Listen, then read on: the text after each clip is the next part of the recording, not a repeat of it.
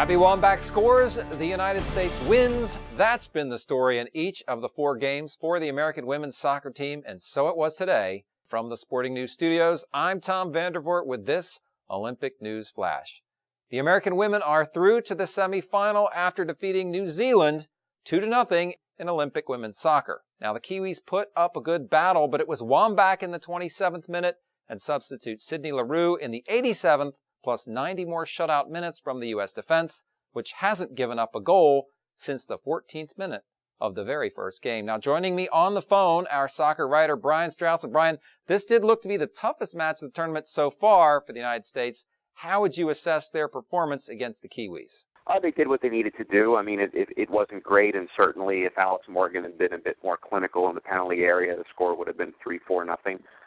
But the defense held firm. I mean, credit New Zealand for taking some initiative at times and not simply bunkering in with 11 players for 90 minutes. That would have made the game unwatchable.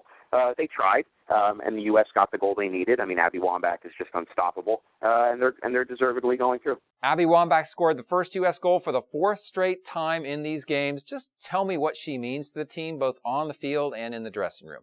She's the most clutch player in the generation. I went through the stats and found a really interesting number. And Mia Hamm, who's considered the greatest goal scorer of all time, and certainly it leads, has scored more international goals than any other player, scored twice in 19 knockout round games in the Women's World Cup and the Olympics. Abby Wambach has 10 goals in 13 knockout round games.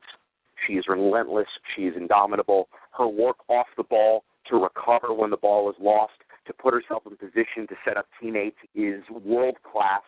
She is a complete player, and no team can seem to stop her over the course of 90 minutes. She's so physical and so big and strong and relentless. All right, thanks, Brian. We will catch up with you again after the semifinal on Monday, when the U.S. will face either Great Britain or Canada. That's it for now from the Sporting News Studios. I'm Tom Vandervoort.